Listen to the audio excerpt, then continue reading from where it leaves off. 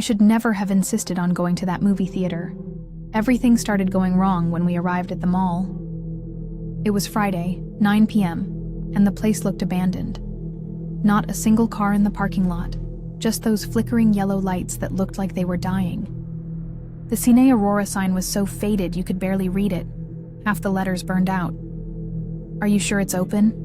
Lucas asked, holding my hand tighter than usual. I nodded, trying to ignore the sinking feeling in my stomach. Raphael from work came here last week, but when we walked in, there was no one. No smell of popcorn, no background music, none of that usual movie theater noise. Just a heavy silence, like we had stepped into a place that should have been locked. That's when he appeared. The employee. My God, that man wasn't normal. He stood behind the counter like he'd been placed there. Not like a person, but like an object. The brown uniform was way too old, the kind you only see in 70s movies. The stiff collar, the shiny buttons, everything a little too perfect. "Good evening," he said, but his voice was strange, emotionless, like he was reading from a script. I showed him the ticket on my phone, but he didn't even look. Just pointed down a dark hallway with a finger that seemed a little too long. "Screen 4. There will be no trailers tonight." Lucas let out a nervous laugh. "At least we won't have to sit through those annoying ads, right?" I couldn't answer, because as we turned our backs, I swear I heard him chuckling softly.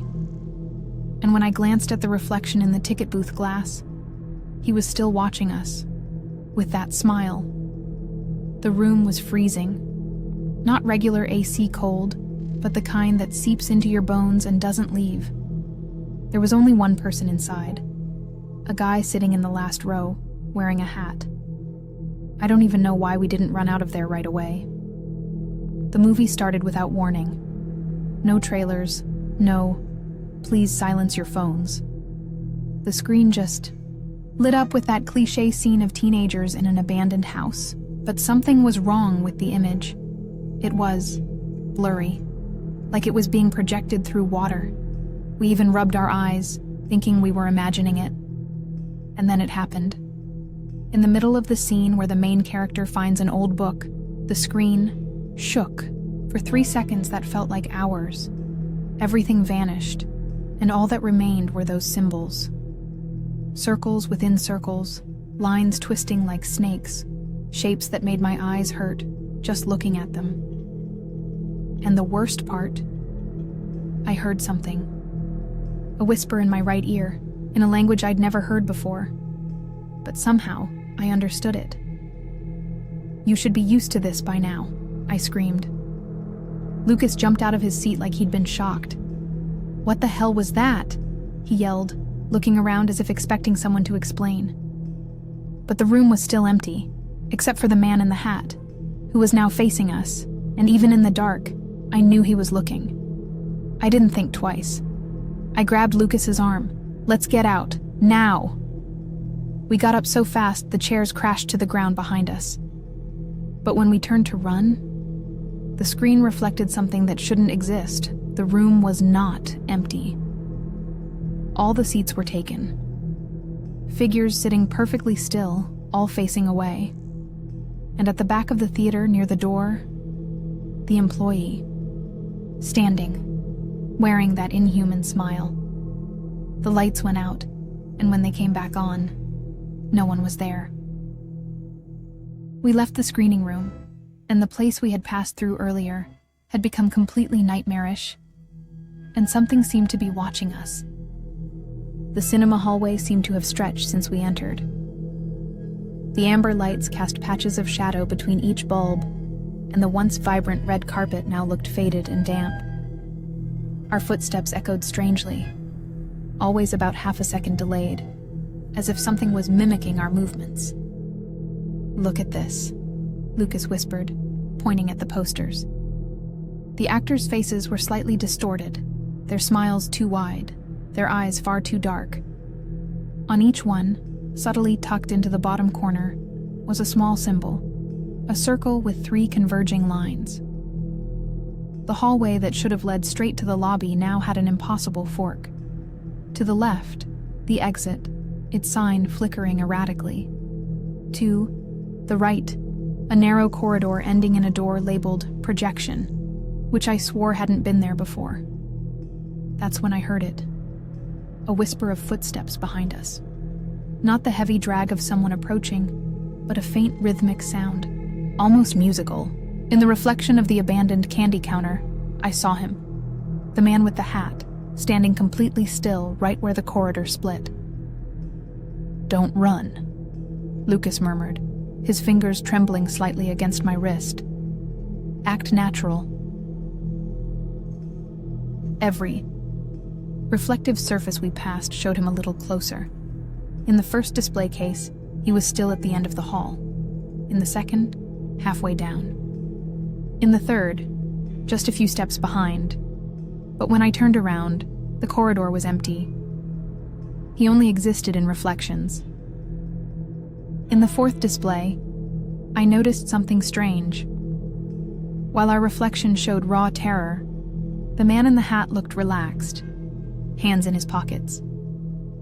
And behind him, in the mirror world, the door didn't say projection anymore. It said memories.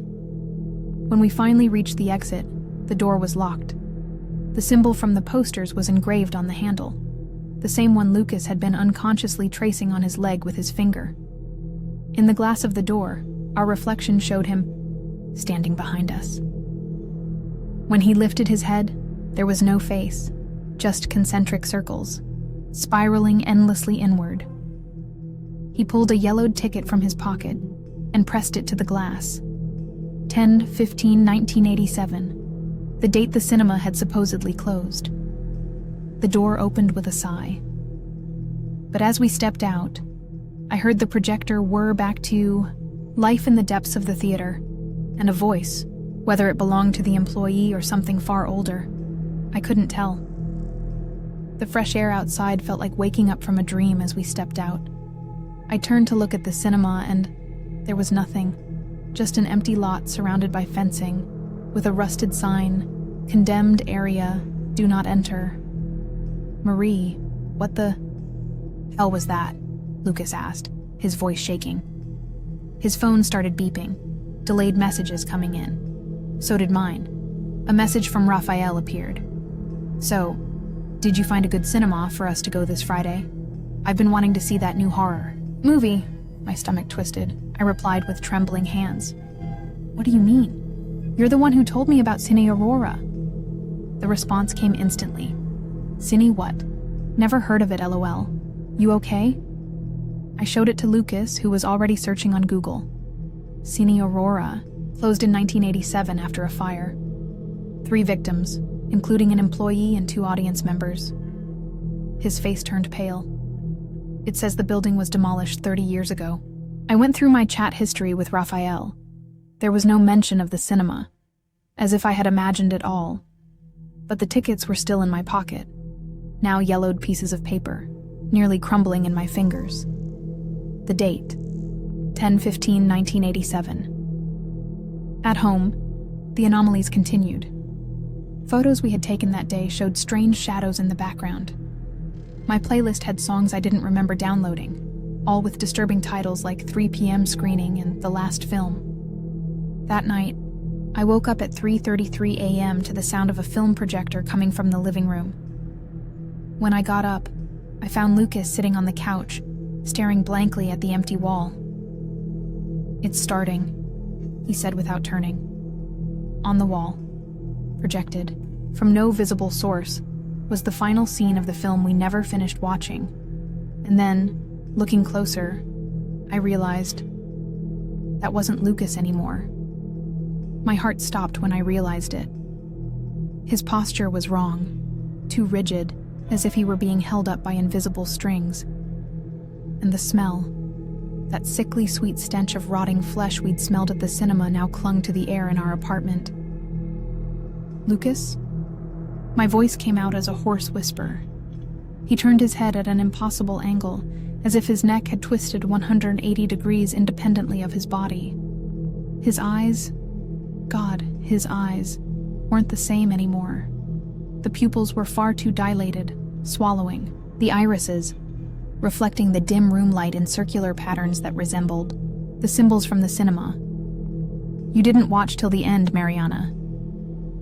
His voice came in layers, like several people speaking at once. "The screening can't end without you." I backed up until I felt the wall at my back. My phone was on the coffee table. If I could reach it, maybe I could call for help. But what would I even say? That my boyfriend was possessed by something we saw in a cinema that doesn't exist. The false Lucas stood up with jerky, twitching movements like a puppet controlled by a clumsy puppeteer. His fingers elongated as he approached, his nails darkening and thinning. "They liked you, Mariana." His mouth stretched wider than it should as he spoke. "Especially the man in the hat. He wants to show you something special." That's when I noticed the projection on the wall. It wasn't the movie we had started anymore. It was US. Scenes from our life together, from our first date to that night at the cinema. But in every scene, at the edges of the frame, there were moving shadows. And in every reflection, every mirror, the man in the hat was there, watching. The not Lucas extended a hand toward me. "You're already part of the cast. You just have to accept your role." My legs trembled, but something inside me knew I had to act. In a swift motion, I grabbed the phone and threw it at the invisible projector. The screen shattered, and for 1 second, everything stopped. It was enough. I ran to the bedroom and locked the door, though I knew I didn't have much time. In Naue, the bathroom mirror, my reflection stared back at me with eyes full of terror. And then, for a brief instant, I saw the cinema's symbol pulsing in my pupil. Outside the door, the false Lucas began to laugh, a wet, guttural sound that turned into the mechanical rattle of a film projector powering up. I decided to escape. Quickly through the window, and in the rest of the neighborhood, there was no one. Not even the streetlights worked properly. The streets were eerily silent. No cars passed. No lights turned on in the windows of the buildings. Even the wind seemed to have stopped, as if the entire world was holding its breath. My soles pounded the concrete in a frantic rhythm as I ran, but every corner I turned led me to another equally deserted street. That's when I noticed the wrong details. The streetlights cast shadows that didn't correspond to anything, the traffic. Lights blinked in colors that didn't exist. A deep purple and almost black-green. My reflection in the shop windows sometimes lagged a second behind me. A street sign caught my eye. October 15th Avenue, 1987. The date of the fire at the cinema. My breath hitched when I realized all the streets now bore date names. Always different years, but always in October. Marie. The voice came from all directions at once, crackling through the broken speaker. On a nearby pole. It was Lucas's voice, but distorted, like he was speaking through water. "You can't leave the movie before the credits." I ran into a convenience store, hoping to find someone, anyone. The door was unlocked. Inside, the shelves were full of products with strange names. Memory biscuits, remembrance soda, all labeled with that cursed symbol. On the counter, a small tube television displayed grainy footage of our apartment, where the false Lucas now sat on the couch, watching something I couldn't see. That's when I heard it. That unmistakable sound of a film projector starting to roll. It was coming from the store's basement, and with it, an old tune, the kind they used to play in cinemas before movies in the 80s. My hands trembled as I grabbed a lighter from one of the shelves. If this was a film, maybe it could be burned. If it was a dream, maybe the fire would wake me. But when I lit the flame, it didn't burn orange. It burned the same color as those symbols, a greenish blue that seemed to consume the air instead of oxygen. The store lights began to flicker. In the darkness between each flash, I could swear I saw shapes moving between the aisles. Too tall, too thin, always standing just at the edge of my peripheral vision. The back door was ajar. A staircase led downward, into the dark, and painted. On the door, in something I hoped wasn't blood, was a message. The end is downstairs. All actors must know their script. Outside, I heard footsteps approaching. Many footsteps, moving in perfect unison. I had maybe a minute before they found me. I took a deep breath and descended the stairs, knowing I was probably walking straight into whatever had taken Lucas. I descended the basement stairs with my heart pounding so hard it felt like it was trying to escape my chest. Each step creaked as if it had never been used before. At the bottom, a bluish light pulsed in sync with the projector, which now sounded like amplified heartbeats. The basement wasn't a basement. It was a ruined movie theater. Rows of rotting seats stretched toward a torn screen, where images of Lucas, the real Lucas, were being projected. He was trapped in some dark place, trying to scream but making no sound. Around him, humanoid shadows moved in circular patterns, like part of some ancient ritual. "Marie!" His voice finally echoed through the space when he saw me. His eyes were red from crying. "They're turning me into one of them.